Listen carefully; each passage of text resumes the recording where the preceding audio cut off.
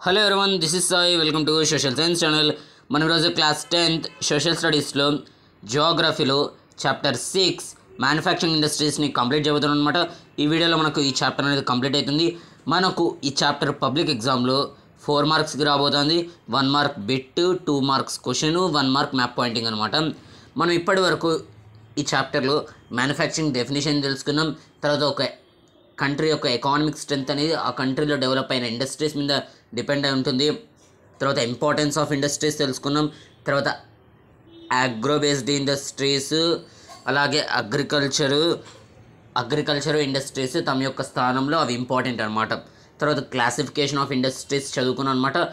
On the basis of raw material, agro based, mineral based, on the basis of main role, basic or key industries and consumer industries, on the basis of capital investment, small scale, large scale, medium scale, on the basis of ownership, joint sector, public sector, private sector, cooperative sector. తర్వాత on the basis of bulk and weight of the raw material and finished goods, heavy industries, light industries. తర్వాత agro based industry చదవడం మొదలుపెట్టాం అనమాట. దాంట్లో textile industry అనమాట. Textile industry అనేది India యొక్క ఎకానమిక్లో చాలా ఇంపార్టెంట్ ఇండస్ట్రీ అనమాట. ఎందుకంటే కంప్లీట్ ఇన్ వాల్యూ చైన్, తర్వాత సెల్ఫ్ రిలయంట్ అనమాట. టెక్స్టైల్స్ ఇండస్ట్రీలో మనము కాటన్ టెక్స్టైల్ ఇండస్ట్రీ చదువుకున్నాం. First cotton mill was established in India in Mumbai 1854 అనమాట.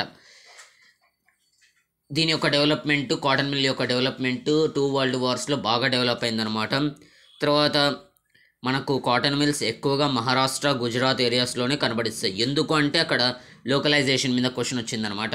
ఎందుకంటే లేబర్ చీప్గా ఉండొచ్చు, బ్లాక్ సాయిల్ ఎక్కువగా దొరుకుతుంది, మార్కెట్స్ దగ్గరలో ఉన్నాయి, ఇలా వేరియస్ రీజన్స్ అనమాట. తర్వాత జూట్ టెక్స్టైల్స్ గురించి చదువుకున్నాం అనమాట. First jute mill was established in 1855 at Rishra in Kolkata అనమాట. తర్వాత జూట్ టెక్స్టైల్ ఇండస్ట్రీస్ అనేది మనకి ఎక్కువగా హుగ్లీ రివర్ దగ్గర కనబడిస్తాయి. హుగ్లీ రివర్ వచ్చేసి మనకు కోల్కతా అండ్ బిట్వీన్ బంగ్లాదేశ్లో కూడా ఫ్లో అవుతుంది అనమాట. హుగ్లీ రివర్ అనేది మనకు దాని చుట్టూ ఎక్కువగా కనబడిస్తుంది అనమాట ఇండస్ట్రీస్, జూట్ మిల్ ఇండస్ట్రీస్. తర్వాత షుగర్ ఇండస్ట్రీ గురించి చదువుకున్నాం అనమాట. షుగర్ ఇండస్ట్రీ అంటే షుగర్ ప్రొడక్షన్లో మన యొక్క ఇండియా అనేది 2nd ప్లేస్ ఉన్నా కానీ కందసరి మరియు గర్లో 1st ప్లేస్ ఉందన్నమాట ప్రొడక్షన్లు. తర్వాత మనము మినరల్ బేస్డ్ ఇండస్ట్రీస్ చదువుకోవడం మొదలుపెట్టినాం అనమాట. దాంట్లో ఐరన్ అండ్ స్టీల్ ఇండస్ట్రీ కూడా చదువుకున్నాం. స్టీల్ యొక్క ప్రిపరేషన్లో మనము ఐరన్ ఓర్ వాడతాం, లైమ్ స్టోన్ వాడతాం, తర్వాత స్లాగీ మెటీరియల్ అనేది వాడతాం అనమాట, కోక్ది.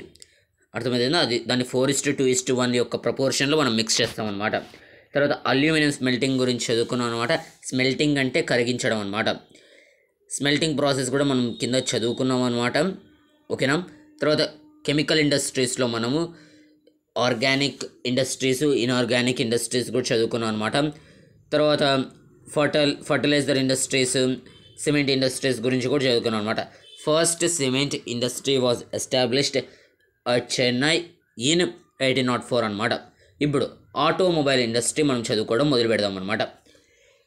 ఈ ఆటోమొబైల్ ఇండస్ట్రీ పేరు విన్నాక చాలామందికి వచ్చే డౌట్, ఈ ఇండస్ట్రీ మనకు ఆటోస్ ప్రొడ్యూస్ చేస్తుందా, మొబైల్స్ ప్రొడ్యూస్ చేస్తుందా అని డౌట్ వస్తుంది. నాకు కూడా డౌట్ వచ్చింది. ఈ ఆటోమొబైల్ ఇండస్ట్రీ అనేది మనకు వెహికల్స్ని ప్రొడ్యూస్ చేస్తుంది అనమాట. పాయింట్ అర్థమైందా? వెహికల్స్ని ప్రొడ్యూస్ చేస్తుంది అంటే వెహికల్స్ని మ్యానుఫ్యాక్చర్ చేస్తుంది అనమాట. Automobiles provide vehicles for quick transport of good, service and passengers, trucks, buses, cars, motorcycles, scooters, 3-wheelers and multi-utility vehicles are manufactured in India at various centers. ఈ ఆటోమొబైల్ ఇండస్ట్రీలో మనకు వెహికల్స్ అనేటివి manufacture చేస్తారు. దేనికోసం? వస్తువులు అనేది ఒక చోటు నుండి ఇంకో చోటికి వెళ్ళడము, ప్యాసింజర్స్ ఒక చోటి నుండి ఇంకో చోటికి వెళ్ళడము, అది ట్రక్స్ ద్వారా కావచ్చు, బస్సెస్ ద్వారా కావచ్చు, కార్స్ ద్వారా కావచ్చు, మోటార్ సైకిల్స్ ద్వారా కావచ్చు, స్కూటర్స్ ద్వారా కావచ్చు, 3-wheelers కావచ్చు, మల్టీ యూటిలిటీ ఇంకా ఎక్కువ వెహికల్స్ కావచ్చు, పెద్ద పెద్ద vehicles.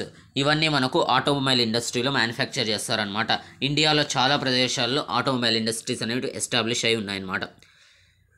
After the liberalisation, the coming in of new and contemporary models stimulated the demand for vehicles in the market, which led to the healthy growth of the industry, including the passenger cars, 2 and 3 wheelers. మన యొక్క వరల్డ్లో liberalisation అనే topic మనం economics 4th చాప్టర్లో చదువుతాం.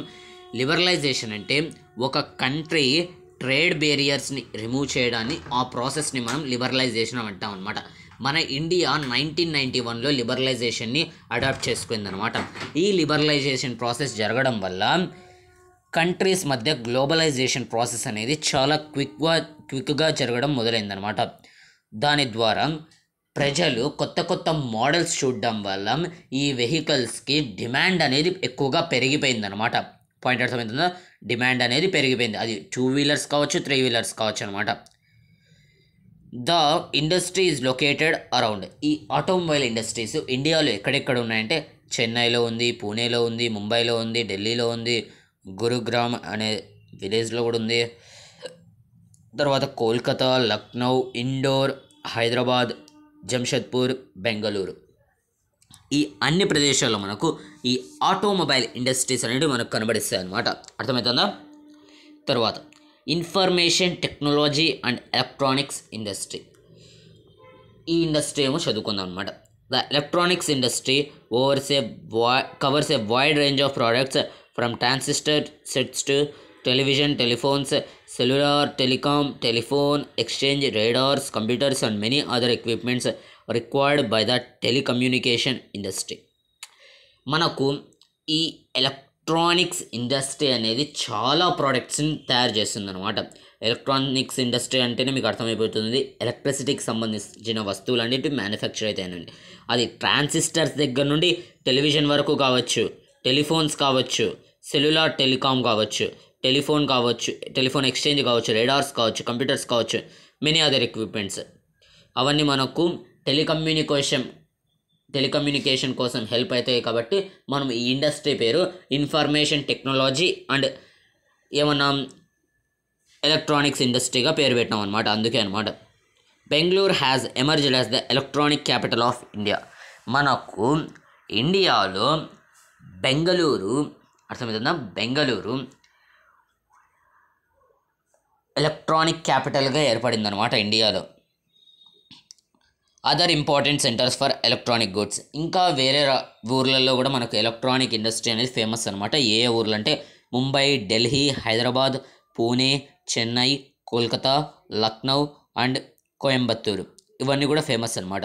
The major industry concentration, ఈ electronic industry కావచ్చు, information technology industries కావచ్చు, ఎక్కువగా మనకు బెంగళూరు, నోయిడా, ముంబై, చెన్నై, హైదరాబాద్ అండ్ పూణేలో మనకి ఎక్కువగా ఉన్నాయన్నమాట. ఈ ఇండస్ట్రీ వల్ల మనకు ఎంప్లాయ్మెంట్ జనరేషన్ అనేది బాగా జరిగిందనమాట. ఏం జరిగింది? ఎంప్లాయ్మెంట్ జనరేషన్ అనేది మనకు బాగా జరిగిందనమాట. The continuing growth in the hardware and software is the keys to the success of IT industry in India. మనకు ఈ హార్డ్వేర్, సాఫ్ట్వేర్ వంటివి డెవలప్ చేయడం వల్ల, ఇన్వెంట్ చేయడం వల్ల మనకు ఐటీ ఇండస్ట్రీ అనేది బాగా డెవలప్ అవుతుంది అనమాట. బాగా సక్సెస్ఫుల్గా రన్ అవుతుంది అనమాట ఇండియాలో. ఇక్కడ వరకు మనము ఇండస్ట్రీస్ వాటి గురించి చదువుకున్నాం అనమాట. అది అగ్రో బేస్డ్ కావచ్చు, మినరల్ బేస్డ్ కావచ్చు, ఆటోమొబైల్ కావచ్చు, ఇన్ఫర్మేషన్ టెక్నాలజీ కావచ్చు, అవన్నీ చదువుకున్నాం అనమాట. కెమికల్ ఇండస్ట్రీస్ కావచ్చు, ఫర్టిలైజర్ ఇండస్ట్రీ కావచ్చు, సిమెంట్ ఇండస్ట్రీ కావచ్చు, అన్నీ చదువుకున్నాం అనమాట. ఇప్పుడు మనము industrial pollution and environmental degradation. ఇప్పుడు ఇండస్ట్రీస్ వల్ల కలిగే లాభాలు ఏంటో చదువుకొని వచ్చినావు, ఆ ఇండస్ట్రీస్ ఏం పని చేస్తాయో కూడా చదువుకొని వచ్చినావు. అప్పుడు అవన్నీ చదువుకున్నప్పుడు నువ్వు ఖచ్చితంగా ఇండస్ట్రీస్ వల్ల కలిగే హానిలు కూడా చదువుకోవాలి కదా, నష్టాలు కూడా చదువుకోవాలి కదా, అవే ఇప్పుడు చదువుకోబోతున్నాను అనమాట. ఇప్పుడు నువ్వు ఒక ప్లేస్లో కెమికల్ ఇండస్ట్రీని ఎస్టాబ్లిష్ చేస్తున్నావు అంటేనే ఆ చుట్టూ ఉన్న ఎన్విరాన్మెంట్ని నువ్వు పొల్యూట్ చేస్తున్నట్టే. ఎలా అంటే ఆ ఇండస్ట్రీలోని కెమికల్ ఫర్టిలైజర్స్ కావచ్చు, కెమికల్స్ కావచ్చు ప్రొడ్యూస్ అయినప్పుడు కొంచెం వేస్ట్ మెటీరియల్ అనేది ఉంటుంది. ఆ వేస్ట్ మెటీరియల్ని నువ్వు ఎక్కడ డంప్ చేస్తావు? ఆ ఇండస్ట్రీ చుట్టుపక్కలనే దూరంలో డంప్ చేస్తావు. దానివల్ల ఆ ల్యాండ్ అనేది డిగ్రేడ్ అవుతుంది. లేకోకుంటే నీ యొక్క ఇండస్ట్రియల్ అఫ్లుయెంట్స్ కావచ్చు, వేస్ట్ మెటీరియల్స్ కావచ్చు, నువ్వు దగ్గరలో ఉన్న రివర్లు డంప్ చేస్తావు. దానివల్ల రివర్ పొల్యూషన్ అనేది కాజ్ అవుతుంది అనమాట. ఈ ఇండస్ట్రీస్ వల్ల మనకు ఎయిర్ పొల్యూషన్ కాజ్ అవుతుంది. ఎందుకంటే పొగ అనేది మనకు రిలీజ్ అవుతుంది అనమాట చిమ్నీస్ నుండి, అంటే ఇండస్ట్రీస్ యొక్క చిమ్నీస్ నుండి మనకు పొగ అనేది రిలీజ్ అవుతుంది, ఎయిర్ పొల్యూషన్. తర్వాత ఇండస్ట్రియల్ యొక్క వేస్ట్ అనేది వాటర్లో మిక్స్ చేస్తున్నారు కాబట్టి వాటర్ పొల్యూషన్. తర్వాత మనకు ఈ ఇండస్ట్రీస్లో రన్ అయ్యే మిషన్స్ వల్ల హెవీ సౌండ్ అనేది బయటకు వస్తుంది. దీనివల్ల చుట్టుపక్కల ఉండే వాళ్ళ ఇళ్ళల్లో నాయిస్ పొల్యూషన్ అనేది క్రియేట్ అవుతుంది, సౌండ్ పొల్యూషన్ అనేది క్రియేట్ అవుతుంది అనమాట. తర్వాత ఈ ఇండస్ట్రీస్లో బాగానండి వాటర్ పొల్యూషన్కి థర్మల్ పొల్యూషన్కి చాలా అంటే చాలా తేడా ఉందన్నమాట. ఇండస్ట్రీస్లో మనకు కొన్ని హీట్ అంటే వేడిగా ఉండే వేస్ట్ మెటీరియల్స్ అనేవి ఉంటాయి. అవి ఒకవేళ మనం వాటర్లో డంప్ చేసినట్టయితే అది థర్మల్ పొల్యూషన్కి దారి అవుతుందన్నమాట, థర్మల్ పొల్యూషన్కి దారి తీస్తుందన్నమాట. అర్థమైందా? పైన నుండి మొత్తం టాపిక్ని ఎక్స్ప్లెయిన్ చేసిన. ఇప్పుడు పొల్యూషన్స్ అనేటివి మనకు సమస్య కాబట్టి మనం దేని మీద సొల్యూషన్ వెతకాలి? ఆ పొల్యూషన్కి అగేనెస్ట్గా ఒక సొల్యూషన్ అనేది వెతకాలన్నమాట. అదే కంట్రోల్ ఆఫ్ ఎన్విరాన్మెంటల్ డిగ్రేడేషన్ అనమాట. సొల్యూషన్ కూడా వెతికిద్దాం. ఇలా మనకు ఈ చాప్టర్ అనేది ఎండ్ అవుతుంది అనమాట. ఇప్పుడు industrial pollution and environmental degradation. Industries pollute చేస్తున్నాయి అంటేనే ఆటోమేటిక్గా ఎన్విరాన్మెంట్ అనేది పొల్యూట్ అవుతుంది అన్నమాట. Although industries contribute significantly to India's economic growth and development, the increase in pollution of land, water, air, noise and resulting degradation of environment that they have caused cannot be overlooked. Industries are responsible for 4 types of pollution: air, water, land, noise. నువ్వు ఎన్ని మంచి పనులైనా చేయ, ఒక్క తప్పు చేసినా ఆ మంచి పనులన్నీ ఎగిరిపోతాయి. అలాగే ఈ ఇండస్ట్రీస్ మనకు చెప్పచ్చు ఎకానమిక్ గ్రోత్కి హెల్ప్ చేస్తున్నాయి, డెవలప్మెంట్కి హెల్ప్ చేస్తున్నాయి. ఎన్ని చేసినా కూడా ఈ ఇండస్ట్రీస్ వల్ల మనకు ల్యాండ్ కావచ్చు, వాటర్ కావచ్చు, ఎయిర్ కావచ్చు డిగ్రేడ్ అవుతున్నాయి. దీనివల్ల మనకు 4 టైప్స్ ఆఫ్ పొల్యూషన్స్ అనేవి బయటకు వచ్చినాయి అనమాట. ఏవేవి? Air pollution, water pollution, land pollution, తర్వాత నాయిస్ పొల్యూషన్ అనమాట. అర్థమవుతుందా? ఈ పొల్యూషన్స్ గురించి మనం క్లియర్ కట్గా చదువుకుందాం అనమాట. అర్థమవుతుందా? Air pollution is caused by the presence of high proportion of undesirable gases such as sulfur dioxide and carbonic monoxide. Air pollution మనకు ఎయిర్లో ఎప్పుడు జరుగుతుందంటే, గాలిలో ఎప్పుడు జరుగుతుందంటే, ఎప్పుడైతే ద కాన్సన్ట్రేషన్, వేటి యొక్క కాన్సన్ట్రేషన్ పెరిగిపోయినప్పుడు సల్ఫర్ డయాక్సైడ్ కావచ్చు SO2, కార్బన్ మొనాక్సైడ్ కావచ్చు CO. నాకు కూడా ఫార్ములాస్ తెలుసు, ఓకేనా? నేను కూడా చిన్నప్పుడు సైన్స్ అనేది చదువుకున్నాను అనమాట, నాకు కూడా తెలుసు ఫార్ములాస్, ఓకేనా? సల్ఫర్ డయాక్సైడ్, కార్బన్ మొనాక్సైడ్, వీటి యొక్క కాన్సన్ట్రేషన్ గాలిలో ఇంక్రీజ్ అయిందనుకోండి మనము ఎయిర్ పొల్యూషన్ అనొచ్చు అనమాట. ఇవి ఎక్కువగా మనకు ఇండస్ట్రీస్ నుండి రిలీజ్ అవుతాయి కాబట్టి ఇండస్ట్రీస్ వల్ల మనకు ఎయిర్ పొల్యూషన్ అనేది క్రియేట్ అవుతుంది. Air Born particulate materials contain both solid and liquid particles like dust, sprays, mist and smoke. ఈ ఎయిర్ పార్టికల్స్ కావచ్చు, ఈ ఎయిర్ పొల్యూటెంట్ పార్టికల్స్కి సాలిడ్ ఫామ్లోనూ ఉంటాయి, లిక్విడ్ ఫామ్లోనూ ఉంటాయి, తర్వాత గ్యాసెస్ ఫామ్లోనూ ఉంటాయి అన్నమాట. స్మోక్, ఈ పొల్యూటెంట్ ఎయిర్ని మనకు కెమికల్ అండ్ పేపర్ ఫ్యాక్టరీస్ నుండి రిలీజ్ అవుతుంది. తర్వాత బ్రిక్లిన్స్ అంటే ఎర్ర ఇటుకలు, మీరు ఎప్పుడైనా విన్నారా? వాటిని మనకు ఓపెన్ ల్యాండ్లోనే తయారు చేస్తారు. వాటిని ఫస్ట్ మనం సిమెంట్తో తయారు చేసినాక వాటిని ఎండనిచ్చి తర్వాత వాటిని కాలుస్తారనమాట. అప్పుడు కాల్చేటప్పుడు వచ్చే దుమ్ము వల్ల కూడా మనకి ఎయిర్ పొల్యూషన్ అనేది క్రియేట్ అవుతుంది అనమాట. రిఫైనరీస్ కావచ్చు, స్మెల్టింగ్ ప్లాంట్స్ కావచ్చు, బర్నింగ్ ఆఫ్ ఫాసిల్ ఫ్యూయల్స్ కావచ్చు, and small factories that ignore pollution norms. కొన్ని ఫ్యాక్టరీస్ పొల్యూషన్ కూడా చేయవు, కొన్ని ఫ్యాక్టరీస్ పూర్తిగా పొల్యూషన్ చేస్తుంది అనమాట. ఇప్పుడు అల్యూమినియం స్మెల్టింగ్ అనుకోండి, అల్యూమినియంని కరిగించినాక మనకు వచ్చిన వేస్ట్ మెటీరియల్ దాన్ని అంతా వాటర్లో కావచ్చు, ల్యాండ్ మీద కావచ్చు డంప్ చేస్తాం. దానివల్ల air pollution, land pollution, water pollution create అవ్వవా? అవుతాయి, ఖచ్చితంగా అవుతాయి అన్నమాట. Toxic gas leaks can be very hazardous with long term effects. మనకు కొన్నిసార్లు ఎట్లయితుందంటే, ఇఫ్ ఇండస్ట్రీస్ కావచ్చు, ఫ్యాక్టరీస్ నుండి ప్రమాదకరమైన గ్యాసెస్ అనేటివి రిలీజ్ అవుతాయి అన్నమాట. ఏమేమి ప్రమాదకరమైన గ్యాసెస్ అనేటివి రిలీజ్ అవుతాయి అన్నమాట. దీనివల్ల ఎయిర్ పొల్యూషన్ ఒకవైపు జరుగుతూనే ఉంది, ఇంకోటి ఆ ఇండస్ట్రీ చుట్టూ నివసిస్తున్న పీపుల్ బ్రీతింగ్ సమస్య వచ్చి చనిపోతారనమాట. దానికి బెస్ట్ ఎగ్జాంపుల్ వచ్చేసి మనకు భూపాల్ ఇన్సిడెంట్ అనమాట. భూపాల్ ఇన్సిడెంట్ మనకు ఆ ఇన్సిడెంట్ అనేది 1984 డిసెంబర్ 2 అనేది జరిగిందనమాట. ఆ ఇన్సిడెంట్లో మనకు భూపాల్ ఇండస్ట్రీ నుండి మీతో ఐసోబ్యూటెన్ అనే గ్యాస్ అనేది రిలీజ్ అయిందనమాట.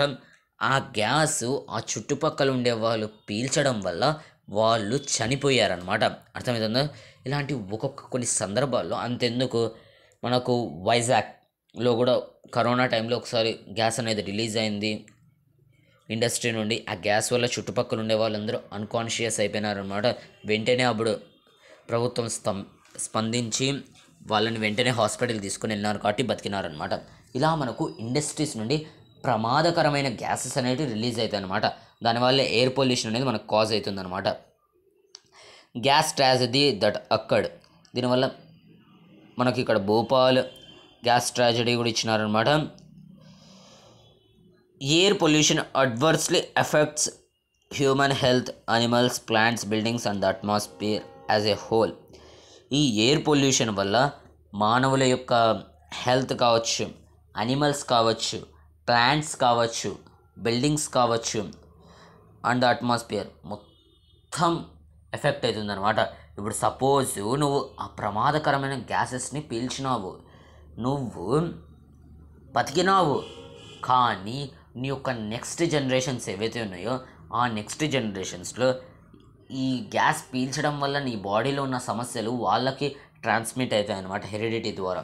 దానివల్ల ఫ్యూచర్ జనరేషన్స్ సఫర్ అవ్వాల్సి ఉంటుందన్నమాట.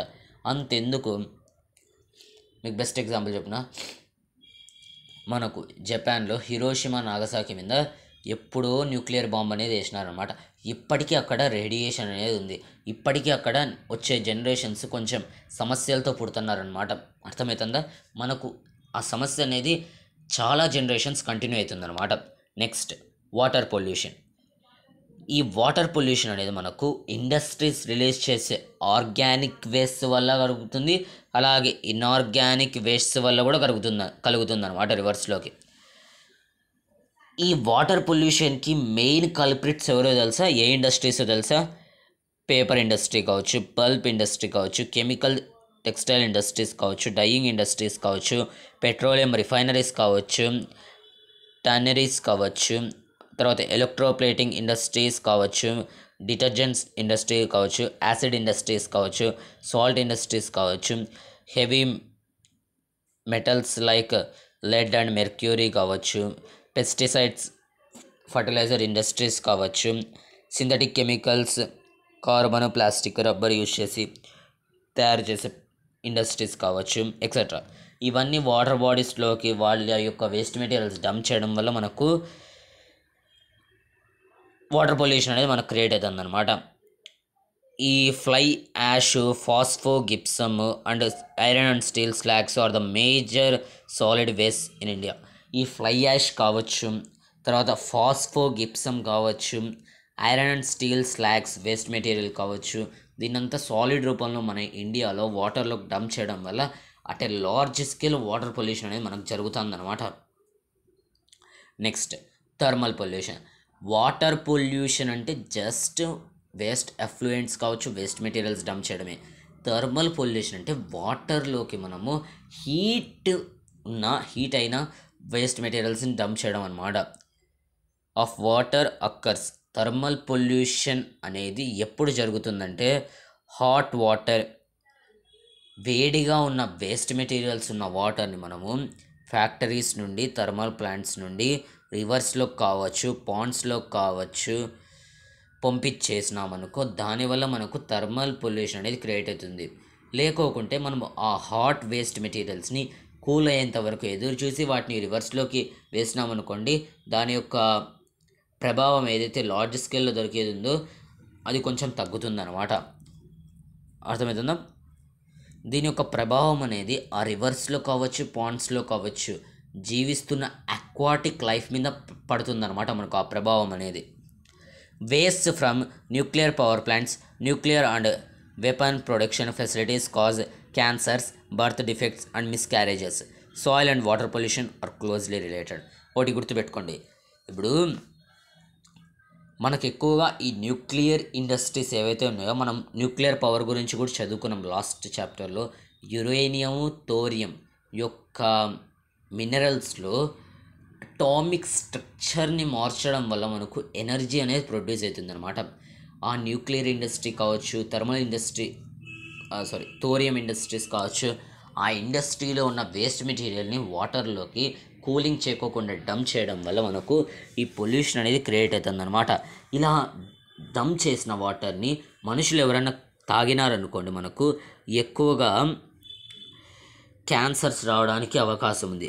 తర్వాత మహిళలు ఒకవేళ తాగితే పుట్టబోయే పిల్లల్లో ఏమన్నా డిఫెక్ట్స్ రావచ్చు. అలాగే ఒకవేళ మధ్యలోనే పిల్లోడు 6th మంత్ కానీ 7th మంత్ కానీ చనిపోవచ్చు అనమాట. సాయిల్ అండ్ వాటర్ పొల్యూషన్ అనేది జరిగేదేమో జరిగిపోతుంది అనమాట. ఓకేనా. Dumping of waste, specially waste అని డంప్ చేయడం వల్ల మనకు థర్మల్ పొల్యూషన్ అనేది క్రియేట్ అవుతుంది. ముఖ్యంగా ఏవేవి అంటే glass, harmful chemicals, industrial effluents, packaging, salts and garbage renders the soil useless. ముఖ్యంగా ఈ వస్తువులు మనము వాటర్లో డంప్ చేసినట్టయితే మనకు థర్మల్ పొల్యూషన్ అనేది క్రియేట్ అవుతుంది అనమాట.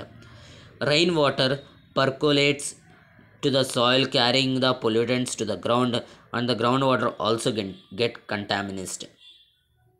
ఇప్పుడు ఆ రివర్లో ఉన్న ఏదైతే మనము థర్మల్ పొల్యూషన్ చేసిన రివర్ ఉందో, ఆ రివర్ నుండి మనం ఒకవేళ ఆ రివర్లో ఉన్న వాటర్ ఎవాపరేట్ అయ్యి క్లౌడ్స్లోకి పోయి అది మళ్ళీ వర్షంగా పడింది అనుకోండి, అప్పుడు ల్యాండ్ కూడా పొల్యూట్ అవుతుంది అనమాట ఆ వాటర్ వల్ల. అర్థమవుతుందా? పాయింట్ మీకు అర్థమవుతుందా? అర్థం చేసుకోనికి ట్రై చేయండి అనమాట. ఇప్పుడు థర్మల్ పొల్యూషన్ వల్ల ఒక వాటర్ అనేది, ఒక లేక్లో ఉండే వాటర్ అనేది పొల్యూట్ అయిపోయింది. ఆ పొల్యూట్ అయిన వాటర్ ఎవాపరేట్ అవ్వడం వల్ల ల్యాండ్ కూడా పొల్యూట్ అవుతుంది అనమాట, ఏదో డైరెక్ట్లీ ఆర్ ఇండైరెక్ట్లీ.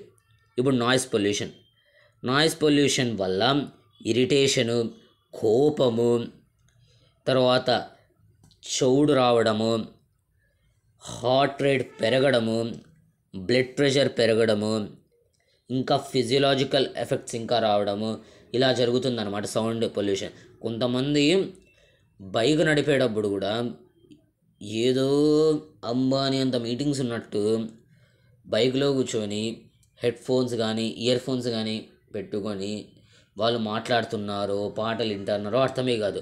అంతసేపు చెవులలో పెట్టుకోవడం వల్ల ఇయర్ ఫోన్స్ మన యొక్క ఇయర్లో ఉండే ఇయర్ డ్రమ్ పగిలిపోతుంది అన్నమాట, చెడిపోతుంది. దానివల్ల మనకు చెవుడు అనేది వస్తుంది అనమాట. అప్పుడు రంగస్థలంలో చెట్టిబాబుల ఏంటి అనాల్సి వస్తుంది అనమాట. పాయింట్ అర్థమవుతుందా మీకు?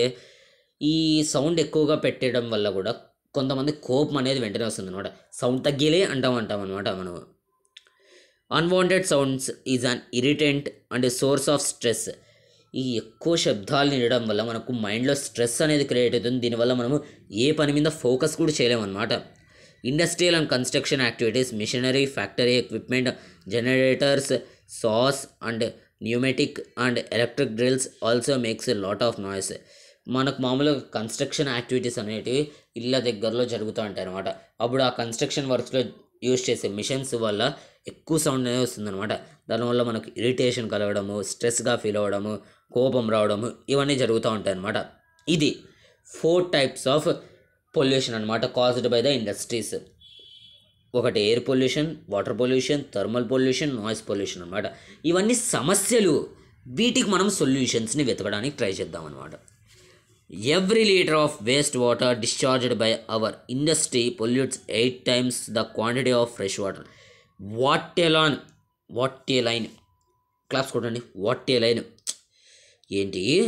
ఒకవేళ ఒక ఇండస్ట్రీ 1 లీటర్ ఆఫ్ వేస్ట్ వాటర్ని రివర్లోకి ఒకవేళ డంప్ చేస్తాన్నట్టు అయితే అప్పుడు ఆ 1 లీటర్ ఆఫ్ వేస్ట్ వాటరు ఆ రివర్లో 8 liters ఆఫ్ వాటర్ని పొల్యూట్ చేస్తుందంట. కరెక్టే పాయింటే. ఎందుకంటే అది నిజం అన్నమాట. అలా డంప్ చేయడం వల్ల 1 లీటర్ ఆఫ్ వాటరు ఆ రివర్లో ఉన్న 8 లీటర్స్ ఆఫ్ వాటర్ని పొల్యూట్ చేస్తుంది అనమాట.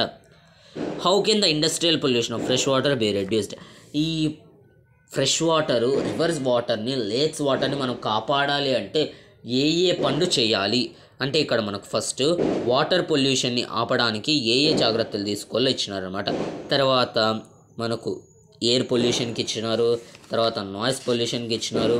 మనకు ఒకవేళ వాటర్ పొల్యూషన్కి ఇచ్చినట్టు అయితే థర్మల్ పొల్యూషన్ కూడా అదే సరిపోతుంది. ఎందుకంటే థర్మల్ పొల్యూషన్ కూడా is either directly or indirectly related to water pollution అనమాట. ఓకేనా? ఫస్ట్ స్టెప్, నువ్వు ఒకవేళ వాటర్ పొల్యూషన్ని రెడ్యూస్ చెయ్యాలి అనుకుంటా అంటే minimising use water for processing by reusing and recycling in 2 or more successive stages. నువ్వు ఒకవేళ వాటర్ పొల్యూషన్ని తగ్గించాలి అనుకుంటా అంటే నువ్వు యూజ్ చేసిన వాటర్ని 2 to 3 times దాకా వాడాలి.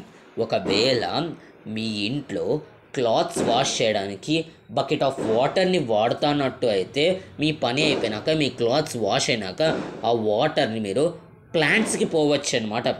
ప్లాంట్స్కి పోయచ్చు. దానివల్ల ప్లాంట్స్ గ్రో అవుతాయి అన్నమాట. ఏంటి క్లాత్స్ వాటర్ కదా, చెడ్డది కదా అనేం లేదనమాట. మీరు ఆ వాటర్ని 2 to 3 times అనేది వాడచ్చు అనమాట. అర్థమవుతుందా? కొంతమంది మార్నింగే ఇంటి ముందర నీళ్లు చల్లడము, ముగ్గులు వేయడం అనేది ఉంటుందన్నమాట. కాబట్టి ఆ క్లాత్స్ వాష్ చేసిన వాటర్ని మీరు ఆ పర్పస్ కోసం కూడా వాడుకోవచ్చు అనమాట. దానివల్ల మనకు వాటర్ అనేది ఏదైనా డైరెక్ట్లీ ఆర్ ఇండైరెక్ట్లీ సేవ్ అవుతుందన్నమాట. Harvesting of rain water to meet water requirements. మీకు ఆల్రెడీ 3rd చాప్టర్లో మనం డిస్కస్ చేస్తున్నాం అనమాట. Roof top rain water harvesting. వర్షపు నీటిని మనం సేకరించడం వల్ల మనం వాటర్ని సేవ్ చేసినట్టే అనమాట. అర్థమవుతుందా? తర్వాత 3rd, treating hot water and effluents before releasing them in rivers and ponds. మనము హాట్ వాటర్ అంటే థర్మల్ పొల్యూషన్ తగ్గించడానికి కూడా ఇచ్చినారనమాట ఒక స్టెప్.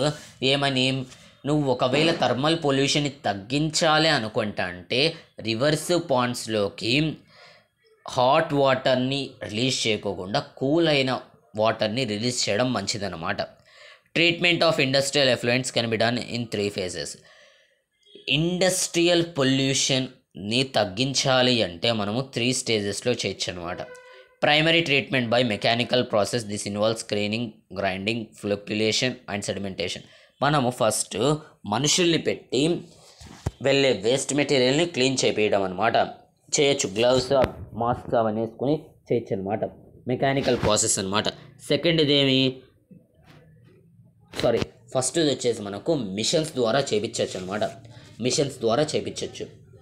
సెకండ్ది ఏం చేయాలంటే మనము ఇప్పుడు సపోజ్ ఒక పైపులో అనేది మనకు లార్జ్ వేస్ట్ మెటీరియల్ అనేది రాలేదు కాబట్టి అది అక్కడే ఆపేస్తుంది. అర్థమవుతుందా? తర్వాత నెక్స్ట్ స్టెప్ ఏమి, బయోలాజికల్ ప్రాసెస్ అంటే మనుషులు ఆ వేస్ట్ మెటీరియల్ని క్లీన్ చేయడం అనమాట. తర్వాత 3rd ఏమి, బయోలాజికల్, కెమికల్, ఫిజికల్ ప్రాసెసెస్ వల్ల మనము ఈ వాటర్ పొల్యూషన్ని ఆపగలగాలన్నమాట. ఈ 3rd స్టెప్లో మనకు రీసైక్లింగ్ ఆఫ్ వాటర్ కూడా వస్తుందన్నమాట. ఈ స్టెప్ కూడా మనకు యాడ్ అవుతుందన్నమాట. అర్థమవుతుందా? ఈ స్టెప్ కూడా యాడ్ అవుతుంది. Next, over drawing of ground water reserves by industry where there is a threat to ground water resources also need to be regulated legally. అదిగాక మన యొక్క ఇండస్ట్రీస్, సపోజ్ కార్ ఇండస్ట్రీనే తీసుకోండి, ఫోర్డ్ మోటార్సే తీసుకోండి, ఆ కంట్రీస్ అనేటివి మనకు కార్లను తయారు చేయడానికి గ్రౌండ్ వాటర్ని ఎక్కువగా వాడతాయన్నమాట. ఇలాగా చేయడం వల్ల గ్రౌండ్ వాటర్ ఏదైతే ఫ్రెష్ వాటర్ ఏదైతే ఉందో గ్రౌండ్ లెవెల్లో అది మనకు పొల్యూట్ అయిపోతుంది అనమాట. ఏమవుతుంది? పొల్యూట్ అయిపోతుంది అనమాట. ఇప్పుడు ఎయిర్ పొల్యూషన్ని మనం ఎలా అడ్డుకోవాలి అంటే, first, particulate matter in the air can be reduced by fitting smokestacks to factories with smokestacks అంటే మనకు smokestacks అంటే చిమ్నీస్ అనమాట. ఇప్పుడు ఇండస్ట్రీ అనుకోండి, ఇది మనకు చిమ్నీస్ అనమాట. ఓకేనా? చిమ్నీస్, స్మోక్స్టాక్స్ అంటే వీటిని ఫిట్ చేసి మనము ఇండస్ట్రియల్ పొల్యూషన్ అంటే ఇండస్ట్రీస్ వల్ల జరిగే ఎయిర్ పొల్యూషన్ మనం ఆపగలం అన్నమాట. ఒక 3 టైప్స్ ఆఫ్ చిమ్నీస్ని మనం ఫిట్ చేయగలం అనమాట. ఏవేవి అంటే ఎలక్ట్రోస్టాటిక్ పర్ ప్రెసిపిటేటర్స్ అనమాట. ఎలక్ట్రోస్టాటిక్ ప్రెసిపిటేటర్స్ అనమాట. ఇప్పుడు చూడండి, ఇక్కడ మనకు చిమ్నీ అనేది ఉందన్నమాట. ఏముంది? చిమ్నీ అనేది ఉంది. ఓకేనా? ఇక్కడ మనకు వైర్స్ అటాచ్ చేయడం వల్ల ఈ ఎయిర్ పార్టికల్స్లో, ఈ డస్ట్లో ఒకవేళ మనకు మెటాలిక్ పార్టికల్స్ కావచ్చు, ఐరన్ పార్టికల్స్ కావచ్చు, వేరే ఎలిమెంట్స్ యొక్క పార్టికల్స్ కావచ్చు, ఈ వైర్స్కి అతుక్కుపోతాయి అన్నమాట. అర్థమవుతుందా? ఈ ఎలక్ట్రికల్ ప్రెసిపిటేటర్స్కి అతుక్కుపోతాయి అన్నమాట. దానివల్ల మనం తర్వాత ఆ వైర్స్ని క్లీన్ చేయగలుగుతాం అన్నమాట. ఓకేనా? నెక్స్ట్ టైప్ ఆఫ్ ఫిల్టరేట్ వచ్చేసి ఫ్యాబ్రిక్ ఫిల్టర్స్ అనమాట. ఇది వచ్చేసి మనకు ఎట్లుంటుందంటే, ఈ పైన చిమ్నీ బయట ఒక క్లాత్ అనేది చుట్టేసేది అనమాట చిమ్నీకి. దానివల్ల హెవీ పార్టికల్స్ అనేటివి ఎయిర్లోకి వెళ్ళి మిక్స్ అవ్వనమాట. స్మాల్ పార్టికల్స్ మాత్రమే ఎయిర్లోకి వెళ్ళి మిక్స్ అవ్వడానికి చాలా ఛాన్సెస్ ఉంటాయి అన్నమాట. ఇంకా లాస్ట్ ఇది వచ్చేసి స్క్రబ్బర్స్ అండ్ ఇనర్షియల్ సపరేటర్స్ అనమాట. స్క్రబ్బర్స్ అండ్ ఇనర్షియల్ సపరేటర్స్ ఇది ఎట్లా అంటే, మనకు ఇప్పుడు చూడండి చిమ్నీ మనకు ఎట్లా తయారు చేస్తారంటే, ఇప్పుడు బాగా చూడండి, మీరు చూసినారనుకోండి కొన్ని ఇండస్ట్రీస్లో మీకు ఇట్లా కనబడిస్తాయి అనమాట చిమ్నీస్ అనేవి. అర్థమవుతుందా? ఇది 3D షేప్లో డ్రా చేయలేను. ఇట్లా మనకు ఈ లోపల నుండి ఎయిర్ అనేది పోయినప్పుడు, ఇండస్ట్రియల్ ఎయిర్ అనేది ఇక్కడ హెవీ మెటీరియల్స్ ఇట్లా స్టాప్ అయిపోతుంది అనమాట. ఇట్లా కొంచెం ఇట్లా స్టాప్ అవుతూ వెళ్తాయి అనమాట మనకు స్క్రబ్బర్స్, ఇనర్షియల్ సపరేటర్స్ వల్ల. ఇలా మనకు హెవీ పార్టికల్స్ అనేవి అక్కడ ఆగిపోవడం వల్ల మనకు ఎయిర్ పొల్యూషన్ అనేది కొంచెం తగ్గుతుంది అనమాట. ఇది directly or indirectly. Smoke can be reduced by using oil or gas instead of coal in factories. మనము ఆయిల్, గ్యాస్ కాకుండా కోల్ని వాడడం మంచిదన్నమాట. కొంచెం అర్థమవుతుందా? సారీ ఇండస్ట్రీస్లో మనము కోల్ని వాడడం తగ్గించేసి ఆయిల్, గ్యాస్ వాడడం మంచిదన్నమాట. అర్థమవుతుందా? కోల్ యొక్క వాడకం తగ్గించేసి ఆయిల్, గ్యాస్ని వాడడం చాలా మంచిదన్నమాట. ఎందుకంటే కోల్ అనేది ఒక కన్వెన్షనల్ సోర్స్ ఆఫ్ ఎనర్జీ అనమాట. దానివల్ల మనకు కోల్ అనేది కొంచెం లెస్ క్వాంటిటీలోనే ఉంది. అలాగే కోల్ వల్ల మనకు సో మచ్ పొల్యూషన్ అనేది క్రియేట్ అవుతుంది అనమాట, ఎయిర్ పొల్యూషన్. అర్థమవుతుందా? నెక్స్ట్, నాయిస్ పొల్యూషన్ మనము ఎలా తగ్గించాలి? Machinery and equipment can be used and generators should be fitted with silencers. ఇండస్ట్రీస్లో ఉన్న మిషన్స్ యొక్క సౌండ్ని మనం తగ్గించాలి అంటే ఫస్ట్ సైలెన్సర్స్ని మనం వాడాల్సి ఉంటుందన్నమాట. ఆల్మోస్ట్ ఆల్ మిషనరీ, మీరు మళ్ళీ సైలెన్సర్స్ అనేసరికి రాయల్ ఎన్ఫీల్డ్ బండ్స్కి బైక్లకి పెట్టుకుంటారు చూడండి సైలెన్సర్స్, ఆ సైలెన్సర్స్ కాదు, ఇవి వేరే సైలెన్సర్స్ అనమాట. పాయింట్ అర్థమవుతుందా? Almost all machinery can be redesigned to increase energy efficiency and reduce noise. ప్రతి ఒక్క ఇండస్ట్రీ ఇప్పటి వరకు ఎస్టాబ్లిష్ అయిన ఇండస్ట్రీస్ తమ యొక్క ఇండస్ట్రీస్లో ఉన్న మిషన్స్ని కొంచెం చేంజెస్ చేసి ఆ ఇండస్ట్రీస్లో నాయిస్ని తగ్గించడానికి కొంచెం ట్రై చేయాలన్నమాట. ఎందుకంటే చుట్టుపక్కల ఇల్లులు ఉంటాయి. ఆ ఇళ్ళల్లో కొంతమంది పిల్లోళ్ళు సోషల్ సైన్స్ ఛానల్ పెట్టుకొని చదువుకుంటూ ఉంటారనమాట. సోషల్ అనేది 10th క్లాస్కి ప్రిపేర్ అవుతూ ఉంటారు. కాబట్టి వాళ్ళకి డిస్టర్బ్ అనేది ఉండకూడదు. కాబట్టి నాయిస్ పొల్యూషన్ అనేది తగ్గించాలన్నమాట industries. Noise absorbing material may be used apart from personal use of ear plugs and earphones. అలాగే మనము అందరిలో కూర్చోయినప్పుడు, మనం ఫోన్ చూసేటప్పుడు ఫుల్ సౌండ్ పెట్టి చూడడం అనవసరం అనమాట. కొద్దిసేపు ఇయర్ ఫోన్స్ పెట్టుకొని మనం చూడడం మంచిది అనమాట. మళ్ళీ ఎక్కువసేపు కూడా మంచిది కాదు, మన యొక్క ఇయర్ డమ్ అనేది దెబ్బతింటుంది అనమాట. The challenge of sustainable development requires integration of economic development with environmental concerns. మనం ఏదైతే ఫస్ట్ చాప్టర్ ఎకానమిక్స్లో సస్టైనబిలిటీ ఆఫ్ డెవలప్మెంట్లో చదువుకున్నామో అదే ఇక్కడ మనకి ఎక్స్ప్లెయిన్ చేస్తుంది అనమాట.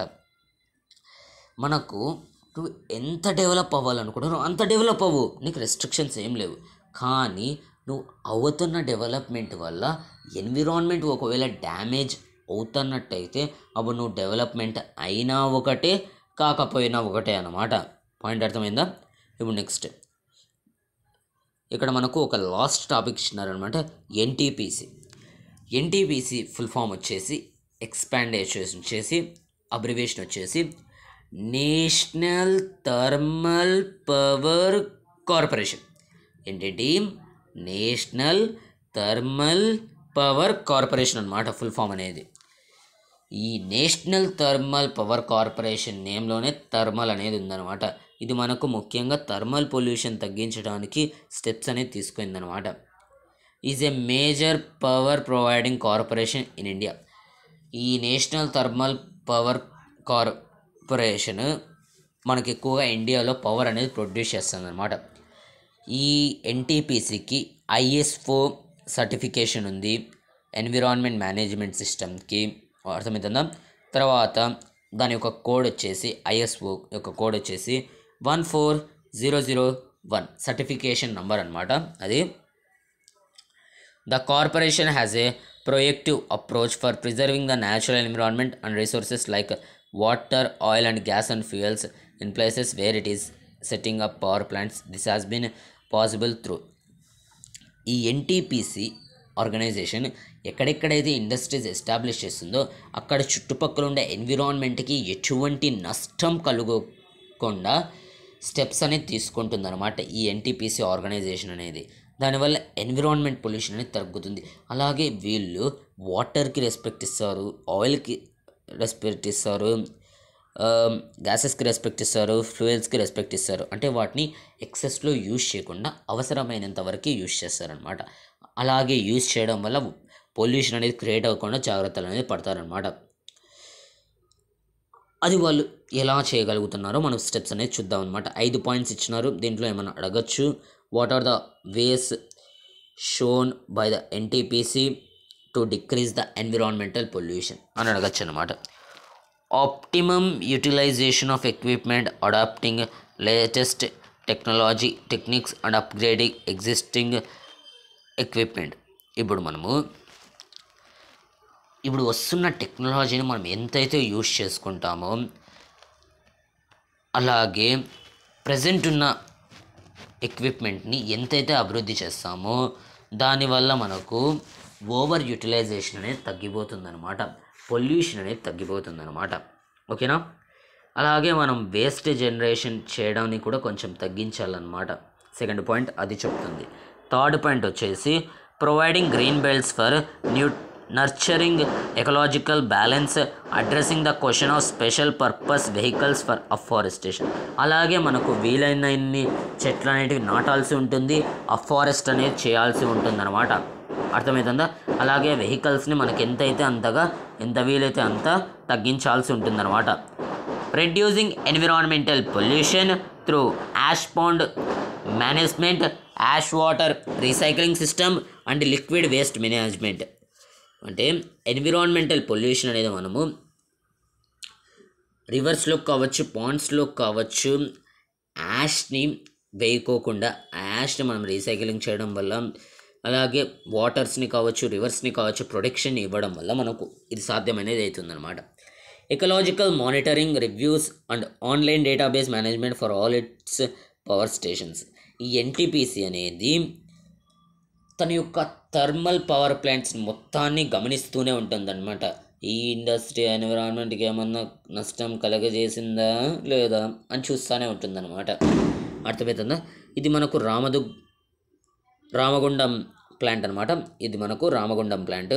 ఇది వచ్చేసి మనకు sewage treatment plant and Yamuna action plant at Faridabad అనమాట. ఇది వచ్చేసి మనకు sewage treatment plan under Yamuna action plan at Faridabad అనమాట. ఇది వచ్చేసి మనకు రామగుండం ప్లాంట్. ఓకేనా? ఇంతటితో మన యొక్క చాప్టర్ అయిన మ్యానుఫ్యాక్చరింగ్ ఇండస్ట్రీస్ అనేది ఫుల్ ప్లెడ్జెడ్గా కంప్లీట్ అవుతుందన్నమాట. ఈ వీడియోలో ఎక్స్ప్లెయిన్ చేసిన టాపిక్స్ మీకు ఒకవేళ బాగా అర్థమైంటే వీడియోని లైక్ చేయండి, మీ ఫ్రెండ్స్ అండ్ ఫ్యామిలీ మెంబర్స్కి షేర్ చేయడం అస్సలు మర్చిపోద్దండి అనమాట. ఎందుకంటే ఇంత కష్టపడుతున్నాం మీకోసం. కాబట్టి మాకు మోటివేషన్ అనేది చాలా అవసరం అనమాట ఇటువంటి వీడియోస్ చాలా చేయడానికి. So please do like, share and subscribe our channel. ఓకేనా? మీరు యొక్క ఫ్యామిలీ మెంబర్స్కి, ఫ్రెండ్స్కి షేర్ చేయండి, వాళ్ళకు కూడా హెల్ప్ఫుల్ అవుతుంది అనమాట క్లాస్ 10th చదువుకోవడానికి. ఓకేనా? మన యొక్క పబ్లిక్ ఎగ్జామ్ డేట్స్ అనేవి ఈరోజు రిలీజ్ చేస్తున్నారు. ఎప్పుడు December 10th 2024 అనమాట ఈరోజు రిలీజ్ చేస్తున్నారు. దానికి కూడా ఒక సపరేట్ వీడియో అనేది చేద్దాం. మన యొక్క సిలబస్ అయిపోతుంది, దాని ప్రకారంగా ఆ షెడ్యూల్ ప్రకారంగా మనం చదువుకోవడం మొదలుపెట్టిద్దాం అనమాట. March 27th మన యొక్క ఎగ్జామ్ అనేది ఉందన్నమాట, సోషల్ సైన్స్ ఎగ్జామ్ అనేది. ఓకేనా? 100 మార్క్స్ సింగిల్ పేపర్ సిస్టమ్ అనమాట. ఒకే ఒక్క పేపర్ ఉంటుంది. 3 hours 15 minutes అనమాట. 15 minutes చదువుకోవడానికి టైం అనమాట, మిగిలిన 3 hours ఎగ్జామ్ రాయడానికి అనమాట. ఓకేనా? టైం మేనేజ్మెంట్ యొక్క స్కిల్స్ అనేది నేర్చుకుందాం. ఎగ్జామ్ ఎలా ప్రజెంట్ చేద్దాం, రాని క్వశ్చన్ ఒకవేళ వస్తే ఎలా ఆన్సర్ చేసే ట్రై చేద్దాం, మొత్తం చదువుకుందాం అనమాట. మీ యొక్క సపోర్ట్ అనేది మనకు అవసరం అనమాట ఈ సోషల్ సైన్స్ ఛానల్కి. అర్థమవుతుందా? మీకోసం మీరు ఏమడిగితే దాన్ని తేవడానికి మేము సిద్ధంగా ఉన్నాం అనమాట. ఓకేనా? Stay connected, keep learning with social science channel.